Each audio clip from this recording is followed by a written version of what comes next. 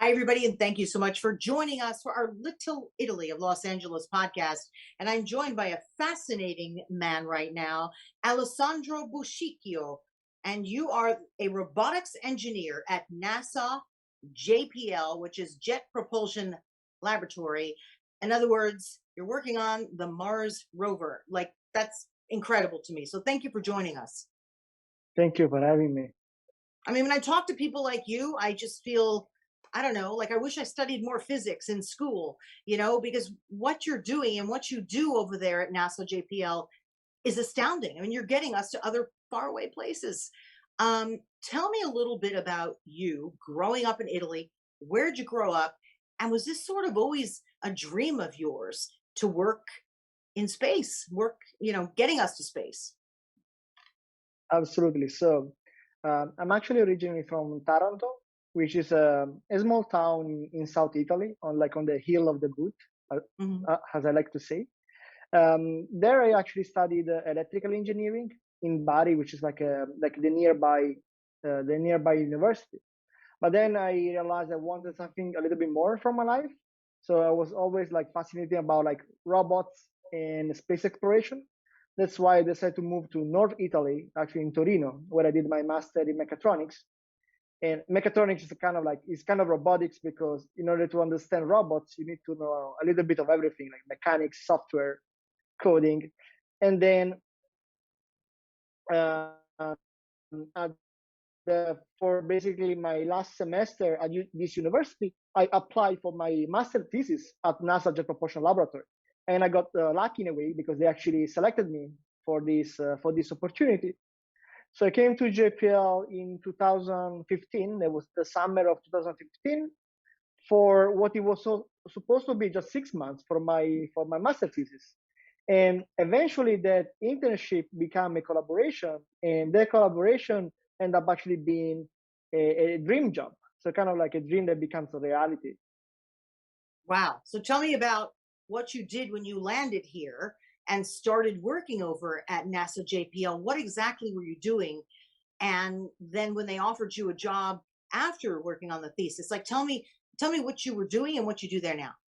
Okay, so during my career in Italy, I became an expert of PCB, which means a printed circuit board. Just if you ever open your computer, you see, that green board with all the circuits. That's what I learned how to do. So when I applied for my master thesis, I said, I really want to use this technology, but apply to robots. And I actually want to build a robot where the whole robot is made of this technology. So I got lucky because back in the days there was actually a project which was starting up. Its name is Puffer, which is like pop-up flat folding explorer robot. So Puffer is like the fish which pops up. And so I joined this team as an expert, and I worked for now something like 1 year and a half on this amazing origami inspired robot. And the idea is to have these very tiny, small robots, so very light, very tiny, on board of a big spacecraft, like, for example, Perseverance. And so when the robot is going around and he sees a place that is dangerous for the robot itself, can drop now these very inexpensive robots, and these robots can explore places that are very hard for the big robot to explore. So I've been Wow. working on this for, again, 1 year and a half. I made several iterations of this amazing origami spider robot. And then they actually hired me to work on the test campaign for Perseverance, the robot that just landed in last February. And so here, as a electrical engineer, to design basically the test equipment that has allowed our engineers, the engineers of NASA and JPL, to actually test this robot. And in particular, I've been working on I think, in my opinion, one of the most important payloads of this robot, which is called SCS, the Sampling and Caching System, which is basically the subsystem in charge of collecting the samples from Mars. So one of the big challenge of the new rover is actually that it is not only doing science locally, it's actually collecting samples so that in the next 5 to 10 years, we could bring these samples back to Earth so that we can do, further investigation and know a little bit more about Mars. In other words, life on Mars, right? In other words, life on Mars. I mean, right now Mars is like super dry. Yeah, and, it looks like a dead body, but we know that probably like 3 billion years ago, Mars planet was actually very similar to our planet. He had water, he had a nice atmosphere, he had wind, and so basically he had all the elements that we know are required to have life. And so knowing more about Mars today can sure help us to figure out if there is actually life on Mars, if there is still life, if there was life, and most important, it will help us to understand even more about our planet, right? Because one day our planet will become like Mars. I mean, that's just the life of the universe, right? So the more we know about Mars, more we can do to prevent our planet to become, a dead planet. Why do you think that happened with Mars? I mean, is it just the life of the planet? I mean, and I know you're all, investigating, but still it's young, right? All of this research, but I know that scientists, are trying to understand. What's your best estimate, your best guess, your best calculation? Again, let's say this is my guess, so it doesn't represent like the idea of NASA or JPL, but my understanding is that the core of the planet has been getting colder and colder.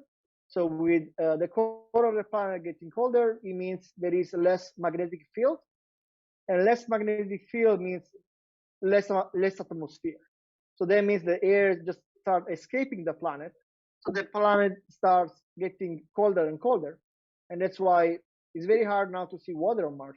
We only see a little bit of a crust, so like kind of ice layer on the northern and southern pole, just because, like for our planet, that's actually the coldest place on the planet. So over there is mostly ice, so that's why it's harder for this water to escape the planet. Have we been allowed to circle all of Mars and study all of it, or is it in concentrated areas? It is more, at least on the surface, it is mostly on concentrated area, which are like the north and the southern. I like to say that in the past, the first approach when NASA was basically approaching the red planet was to use orbiters. So Mm. usually when NASA is like studying a planet, the easiest thing to do is actually to send orbiters, which are like satellites that we send from Earth. They arrive to the planet and they start like orbiting. While they're orbiting the planet, they take a lot of pictures. They have like instruments that from above can start giving us like images, right? And then the scientists on Earth will kind of have all these images from the satellites. And the next step is, as you can imagine, is to get closer, right? So you have pictures from above from the satellites. And now you see, oh, I really see there a spot, which sounds very interesting. I need something to get closer, right? And that's where the robotics kicks in. So Wow. yeah, so basically right now, like Mars has both, right? Has a lot of orbiters, which are used to take pictures from above, and also to help the rovers to communicate with our planet. So the rover is like, we cannot directly talk with our planet, right? Because you can imagine sometimes Mars might be facing the wrong side. So it's not like the rover is actually facing the other side. And so Right. thanks to the satellites orbiting, we can actually collect all the information, the science from the rover, and send back it to Earth. So That's so fascinating. But you said you've been working on this for a year and a half? I mean, come on. I can barely build anything. Imagine a year and a half to work on this. well, It's sent to all the way to Mars. What were you saying? What? that 1 year and a half was only working on these tiny origami spider robots. But Right. then Mars 2020 itself, I think it's a project that has been going on for almost 10 years, because Still. there is like formulation phase and getting approval from NASA. Then you actually get the billions of dollars that are needed to build this very expensive spacecraft. And then it's up to us, the engineers, to actually do the work and be sure that we deliver on time and we deliver to NASA what we promised. You said be sure. How can you be so sure that this little spider robot will even work once it gets up there? I guess you do testing, right? I've been to JPL where they have like the little testing area with the Mars rover. I have been there as a reporter. I've covered quite a few stories there, and I see the whole simulated area that they have where they simulate the atmosphere and the red, just everything, right? So I guess you do testing there, right, over at JPL. And Yes. then So from that, you okay, you figure for the most part that it would work once it is on Mars, right? correct. So at the beginning, usually we have like models that help Yeah. us to make decisions. But then we actually need to prove that our decisions were correct. Hmm. So, and we're also talking about something that, what we do at JPL is not something that you can find on a book, right? So there is no recipe to build robots for another planet.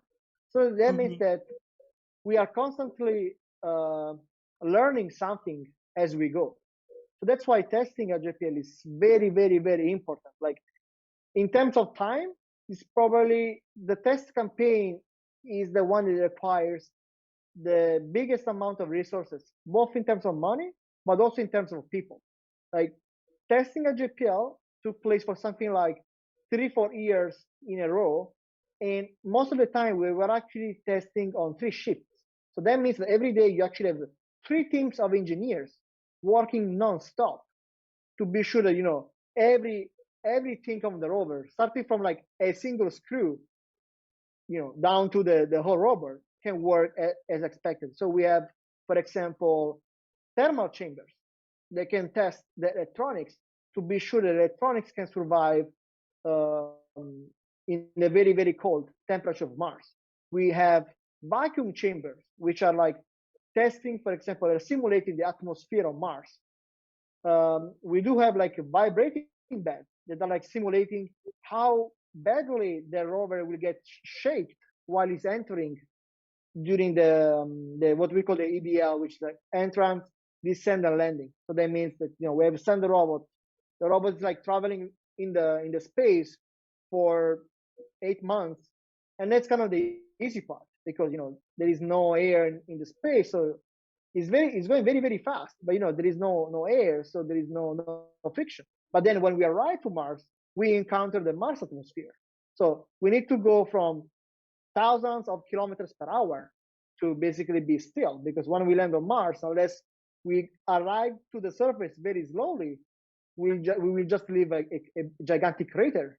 So the EDL is one of the most fascinating situation where, due to the communication delay between Mars and Earth, we call these like 7 minutes of terror, because once the rover and the spacecraft start descending into the atmosphere, everything needs to happen on its own, just because all this phase is 7 minutes. But for the spacecraft, in order to communicate with us, it takes about 40 minutes. So that means that once it starts, it has to finish on its own. From Earth, there is nothing that we can do. So you can imagine that prepare for something like that, it takes a lot of like modeling, studying, simulation, testing. And every time we do a mission, we kind of learn something that we try to apply into the next mission. And Alessandro, you so, must. Oh, I'm so sorry. no, I'm just saying it's just fascinating. It's very, very complex. And I was going to JPL is one say of the few places in the world that has been able to do these amazing things. where at what? Say that again because I interrupted you. Say that again, please. I said that as far as I know, there are only a few places on Earth, and JPL is one of them, that is able to achieve this very, very difficult job, which is building, sending, and like utilizing rovers on another planet. You clearly must have been the smartest kid in school when you were a little kid, right? I mean, this is complex stuff. It's way beyond me and probably most people even watching and listening to this, right? What were you like as a little kid in school in Italy? Well, as a little kid, actually, I really loved play with technology. I think I recall when I Worse. was 12 years old, I assembled my first computer from scratch.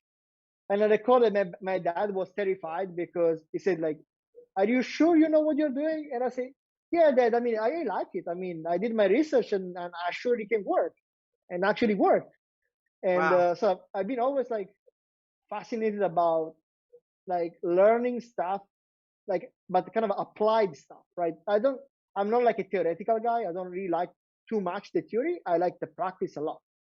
And Right. in places like JPL or even mechatronics in general, is a very good field of study because you need the theory to understand what you're doing, but then you need to do it, right? So I really love doing stuff that involves robots, electronics, software. So JPL was the right place for me to be in a way.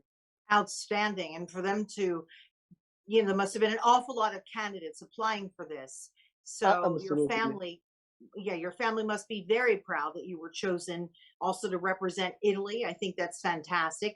Now, coming over here, your wife, I also believe, is in the sciences, right? And she works at USC. Is that correct? She works at USC, yes, correct. She's a USC. neuroscience. Wow, man, and you have a baby, right? We just got a baby. Our Massimo is now 2 months old. He's the first American of the family. That's going to be a smart kid, right? I mean, I can't even imagine what he's going to do.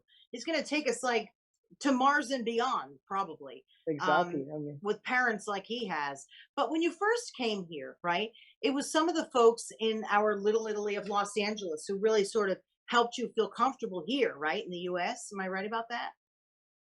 absolutely. So the Los Angeles area is actually a very vibrant Italian community. Yeah. We are spread a little bit everywhere. We are mostly, so like the bulk of the Italian community is mostly located toward the coast, which is nice because I remember like that often during the weekend I will actually drive to either like Santa Monica or the Bay Area to actually meet up with the Italian community. And California is the best weather that you can ever imagine, and we could have like barbecue and making connection.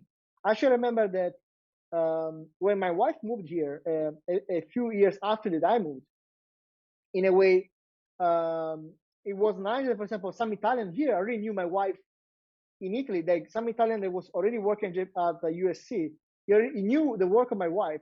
So I remember that when she moved here, this person, for example, introduced my wife to USC. So in a way, thanks to the Italian community, and the networking of the Italian community, my wife had like an opportunity to Mhm. continue to work at USC. And so that's very important. Like when you have a community that can actually support you and help you to develop your own career, get help when you need it. And the Italian community has been always great here in Los Angeles. Yeah, I know that your family is still back in Italy. In fact, when you and I spoke, you had just dropped, I think, your in-laws Correct. off at the airport, right? So you don't really have family here, but it's almost like the folks from Little Italy in LA and all the Italians in LA have really been very welcoming, right? To make you feel like you've got a family. Very, very welcoming. Absolutely. And again, like there was a time where basically every weekend we were like going to it was actually Maria del Rey, where we had some Italian friend which was hosting a barbecue almost every weekend. Oh There was wow. a nice gathering of Italians, and again, it's nice because you end up meeting up all these Italians that, like you, have made somehow history in the Los Angeles area, right? Because we're not just talking about tourists, we're actually talking about Italians, who work in finance, who work in engineering, who work in science, medicine. And when these meetings happen, it's actually amazing because now you have all these like brilliant Italian people like having fun together. It's very nice. Absolutely. So, what's next for you? What would you love to work on next and study next after you sort of accomplish what it is that you're doing over at JPL?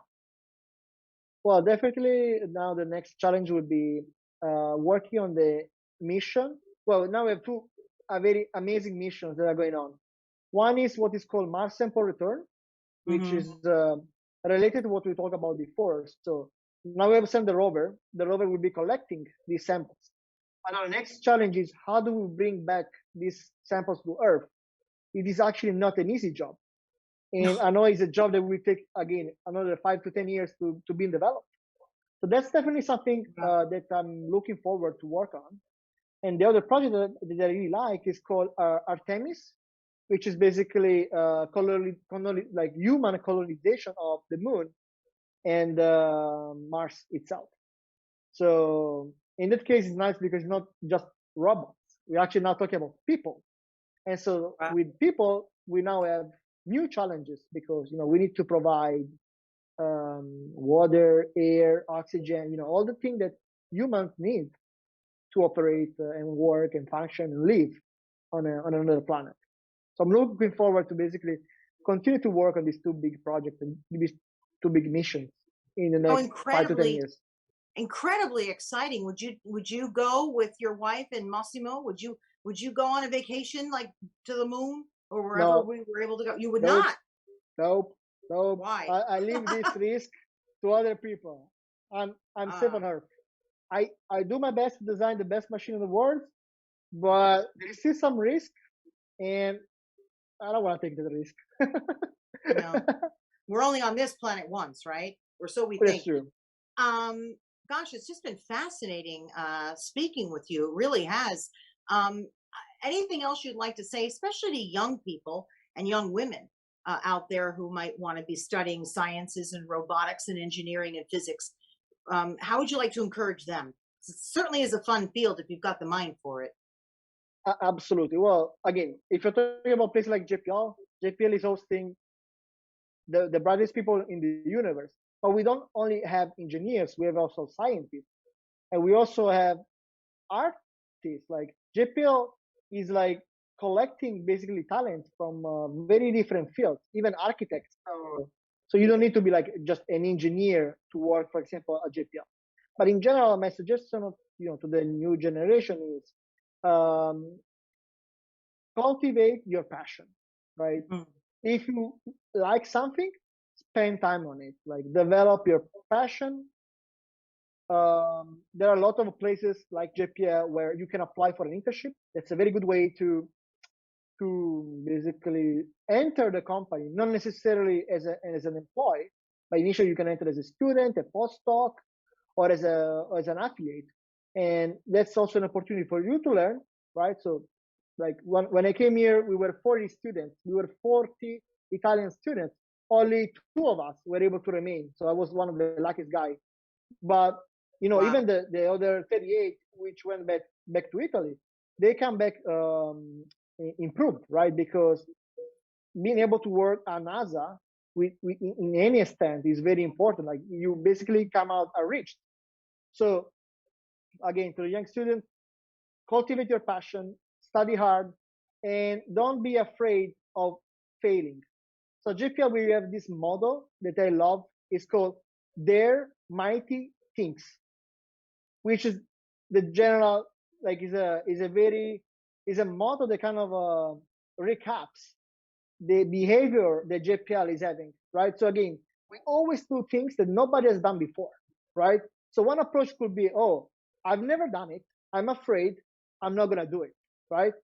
So same for me. When I first came here, I was super scared. I literally just went out of Italy a few times, and then I'm going to the other side of the world to California. So I was scared, right? But I dare, right? I dare to to try to prove that I was good, to try to establish myself at JPL, and it worked out. So study, but also be brave. Be brave and believe in yourself. Yeah, I love that. There's such a great future out there, literally, for young people who are interested in this study. And wow, I just really appreciate you coming on. It's just been fascinating talking to you. I mean, I've spoken to scientists such as yourselves, and you're just sort of in a whole different atmosphere, really, the way you think. And it's just amazing to me. So thank you for teaching us even just a little bit about what you do, Alessandro Buscicchio, right? Did I say that properly? Very good. Yes. Thank you so much. It's been a pleasure and an honor to talk to you. Robotics engineer at NASA JPL. Thank you very much for all the work that you do for the future, right? Because all we're going to for the learn from future. the work you're doing, getting these spider robots to Mars to collect samples and then finding a way to get them back so that we can study them. It's fascinating. So thank you very, very much. I appreciate it. And thank all of you for joining us today for Little Italy of Los Angeles. I'm your host, Deborah Zara Kobylt. Bye-bye. See you next time. I love Thank you our so much latest for having me. collaboration, Faherty. I'm so obsessed with their products that over the weekend I purchased everything from hats, shorts, sundresses, and even a few shirts for my husband at their Malibu store close to where I live. At Faherty, summer is in their DNA, and everything from their blankets to shorts and tees are beautifully woven organic materials, and that's everything to me. Faherty is about family, and I was so excited to learn that the family who actually started Faherty were from Spring Lake, New Jersey, where I spent so many summers as a kid. And they care about what I care about: simple, top quality clothes for every day, for travel, casual evenings, just the way we live in our family. So please shop FahertyBrand.com and make sure to put in the code DEB20 for your special discount. And happy summer!